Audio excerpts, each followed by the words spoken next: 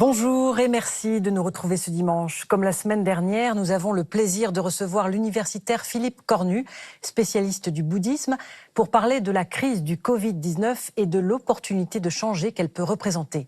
Car la période difficile que nous vivons tous, individuellement et collectivement, dans le monde entier, peut-elle être bien plus qu'une épreuve? Nous allons voir comment cette crise sanitaire peut être l'occasion de revenir à l'essentiel, nous permettre de transformer notre rapport au monde, aux autres et même à nous-mêmes. Philippe Cornu, bonjour. Bonjour. Alors, je rappelle que vous êtes tibétologue, vous êtes spécialiste particulièrement du bouddhisme tibétain, vous enseignez à l'Université catholique de Louvain, en Belgique, et puis vous êtes auteur et traducteur de nombreux ouvrages sur le bouddhisme. Sur ces réflexions que nous inspire la crise du Covid, est-ce qu'on peut revenir sur la notion d'interdépendance qu'elle peut révéler? Pendant cette crise, on s'est aperçu qu'on était tous liés. Oui, l'interdépendance, en fait, c'est un mot assez simple, mais en réalité, c'est la coproduction conditionnelle de tous les phénomènes. C'est-à-dire chaque phénomène s'appuie sur d'autres phénomènes qui, en produisant le nouveau phénomène, se détruisent. Donc c'est quelque chose qui est une production permanente de phénomènes, mais qui sont, eux, totalement transitoires, mais qui s'échafaudent les uns sur les autres. Donc on ne peut pas considérer un phénomène tout seul isolé. Et ça, c'est très important, justement, c'est là où il y a vraiment une interdépendance, c'est-à-dire qu'on ne peut pas considérer, quoi qu'il arrive, dans la vie, dans l'existence, aussi bien personnelle que collective, sans penser à tous les éléments qui peuvent contribuer. Et dans la situation actuelle, on le voit vraiment très fortement, tout est complètement interrelié. C'est une notion particulièrement bouddhiste, l'interdépendance, mais certaines plumes de la philosophie occidentale y ont pensé aussi. Oui, mais d'une façon beaucoup plus partielle. Disons que le Bouddha, c'est vraiment le point fort de son enseignement. Mais par contre, effectivement, on retrouve des éléments comme ça un peu chez les stoïciens, on retrouve cela également chez Spinoza, et puis aussi et surtout chez David Hume, qui est un grand philosophe du XVIIIe siècle, qui a vraiment pensé que nous étions des faisceaux de circonstances et non pas des êtres à part entière. Si on est des faisceaux de circonstances, nécessairement, les circonstances sont interdépendantes. Est-ce qu'on peut donner quelques exemples, justement, du fait qu'on ait pu éprouver chacun l'interdépendance pendant cette crise? Eh bien, disons qu'on l'a éprouvé dans le fait de manquer peut-être du rapport à l'autre, mais aussi dans le fait qu'on se rend compte que tout, par exemple, dépendait d'un commerce totalement délocalisé, que ça révèle des faiblesses énormes au niveau de la structuration de notre société, de l'économie, et qu'en fait, on est extrêmement fragile, et qu'on ne peut pas se permettre de claironner qu'on est tout à fait indépendant, quand en fait, on est totalement à la merci, finalement, d'événements qui commencent à l'autre bout du monde, qui nous atteignent en plus assez rapidement, et qui en plus posent des tas de problèmes de ravitaillement, de circulation. D'équipement aussi. D'équipement, exactement, voilà. Alors c'est une prise de conscience qui va nous permettre d'avoir des thèmes de réflexion pour l'avenir, des conseils aussi peut-être.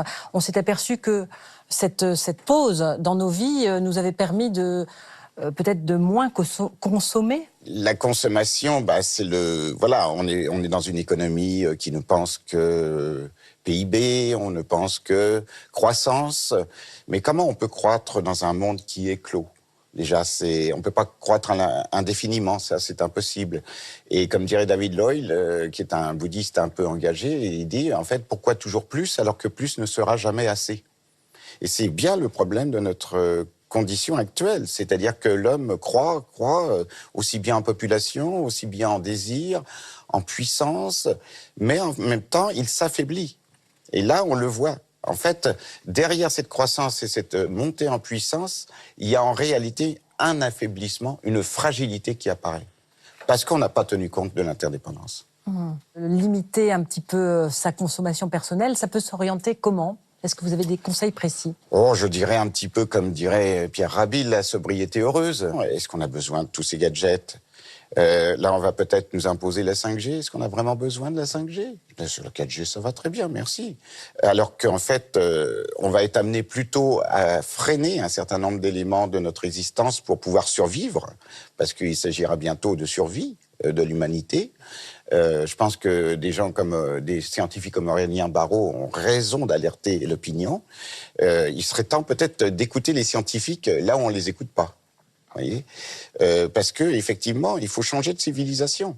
Très concrètement, par exemple, on peut limiter, pour ceux qui ne sont pas déjà végétariens, limiter la consommation de viande, parce que là aussi, c'est tout un cycle de production. Oui, parce que la viande, on sait très bien que d'abord, il y a toute la souffrance animale. Quand on construit aussi quelque chose sur la souffrance d'autres êtres, le résultat ne peut pas être heureux, franchement. Et ça aussi, c'est de l'interdépendance. Mais d'autre part aussi, c'est que effectivement, la consommation de viande animale, ça veut dire du bétail qui souffre, mais aussi qui consomme énormément d'eau, qui consomme énormément de céréales. Ces céréales pourraient être réemployées différemment. On pourrait utiliser complètement différemment l'agroalimentaire. Et en fait, tout est concentré sur une masse, une biomasse, en plus animale, qui croît au niveau des animaux. Et en fait, qui contribue en fait à la pollution et à la destruction en fait de l'environnement de notre planète. Mmh. Donc, on pourrait faire une pierre deux coups. Voyez, éliminer la souffrance animale, recréer des petits élevages, par exemple, déjà, même sans être forcément végétarien complètement, mais au moins que les animaux vivent une vie.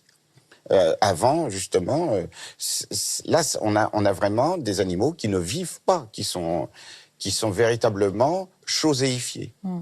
Et ça, c'est vraiment... On peut pas construire quelque chose là-dessus. Et notre corps est construit à partir de ce que nous mangeons. Oui. Oui. Il y a d'autres aspects aussi. On s'est aperçu qu'on pouvait très bien vivre sans prendre particulièrement de moyens de transport qui vont loin et vite, comme l'avion ou le train. Donc ça aussi, on peut peut-être réfléchir à limiter. Oui, c'est-à-dire les voyages, il ne s'agit pas de s'arrêter totalement de voyager, mais on peut raisonnablement éviter de prendre l'avion à tout bout de champ, et notamment sur les lignes intérieures déjà, parce que les lignes intérieures, c'est une catastrophe. Il y a vraiment un gros problème de politique à ce niveau-là, parce que si on favorise effectivement le transport aérien qui coûte moins cher que le train, on ne va pas aller dans le sens d'une écologie, effectivement, et ça, c'est vraiment des choix de société. Et il faut vraiment les faire au niveau individuel. Il vaut mieux prendre le train. En effet. Et puis pour les longs voyages, disons que c'est peut-être moins le problème, mais à condition d'en faire moins. Une autre piste aussi, respecter l'eau. Oui, parce que l'eau, ça va être un des gros problèmes. Il y aura des guerres probablement qui seront liées à l'eau. Donc on ne se rend pas compte à quel point l'eau qui est abondante chez nous et qui a l'air tout à fait gratuite, à l'heure actuelle, il y a une prédation sur l'eau de grandes compagnies également. Ce qui est absolument hallucinant de voir que l'eau, l'air, bientôt peut-être sera payant. Il est absolument impossible d'imaginer une société qui fonctionne correctement sur ce modèle. Donc l'eau, c'est un bien précieux. Il faut commencer vraiment à le prendre pour quelque chose de précieux. Si on prend l'eau comme étant précieuse, on évite de faire une douche qui va durer une demi-heure. On essaye de faire attention à ce que l'on fait. On prend moins de bains, peut-être. Mais au moins, on fait les choses d'une façon avec une conscience que cette eau, sans l'eau, la vie sur Terre est impossible. Et il y a beaucoup d'êtres qui manquent d'eau, qui sont obligés d'aller à un puits qui se trouve à 1 kilomètre ou 2, qui est à moitié asséché, etc. Dans tous les pays vraiment du tiers-monde, il y a vraiment énormément de problèmes d'eau. Donc ne soyons pas égoïstes. Et puis, avec le réchauffement planétaire, évidemment, les glaciers fondent, il y aura beaucoup moins d'eau qui arrivera également par les rivières, puisque en fait, s'il n'y a pas de montagne, s'il n'y a pas de glacier, s'il n'y a pas de neige, il n'y aura pas d'eau. Une autre piste aussi, c'est celle de la contemplation, parce qu'on s'est aperçu, en ayant plus de temps, en ralentissant, que finalement, il y avait beaucoup de beauté autour de soi, sur la nature, le monde animal, là aussi. Justement, on peut apprécier, dès l'instant où on va pouvoir enfin se déconfiner, ne pas aller n'importe comment dans la nature, apprécier véritablement la verdeur des arbres, le chant des oiseaux, qu'on entend beaucoup plus. C'est extraordinaire comment le monde animal se réveille également de cette peur qui est occasionnée par l'homme, qui occupe tous les espaces. Et même le virus, il est très liés à cela, indépendamment.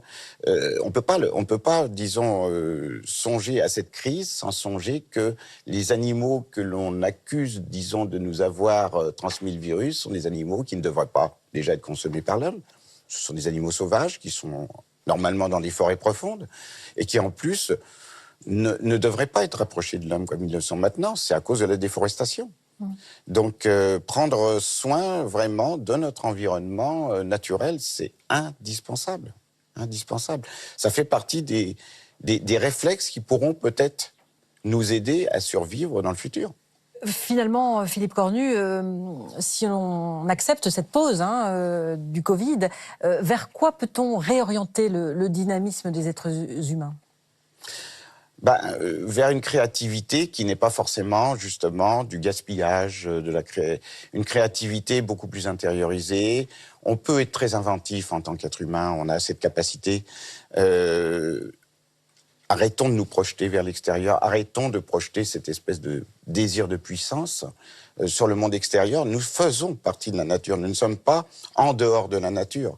C'est l'aberration de cette position occidentale du naturalisme qui veut que la nature soit quelque chose que l'on manie pour le bien de l'être humain. Mais l'être humain, à force de manier la nature, il la détruit, il la cuit, il la stérilise complètement. Et en fait, en se stérilisant cette nature, en fait, elle n'est plus capable de nous nourrir véritablement. Les récoltes sont de moins en moins favorables non plus à la nourriture. On sait qu'il y a une déperdition des nutriments dans les végétaux. Donc, ça veut dire qu'on a des carences qui vont arriver, etc.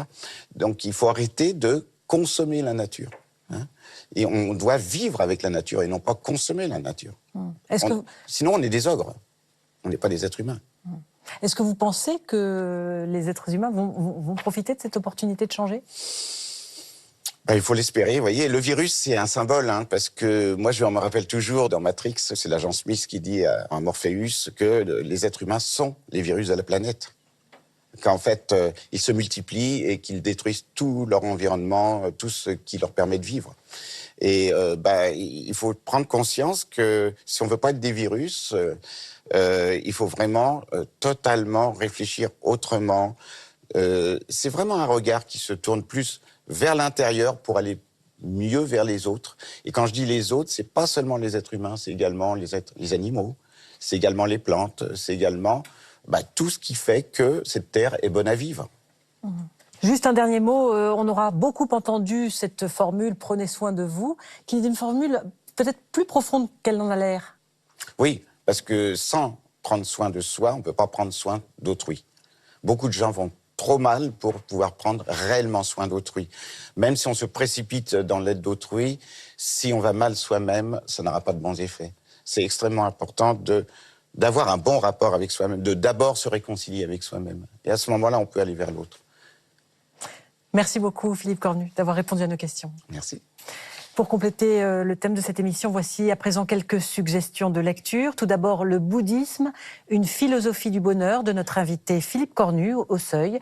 Aujourd'hui instrumentalisé et souvent déformé, le bouddhisme est beaucoup plus qu'un simple outil de développement personnel.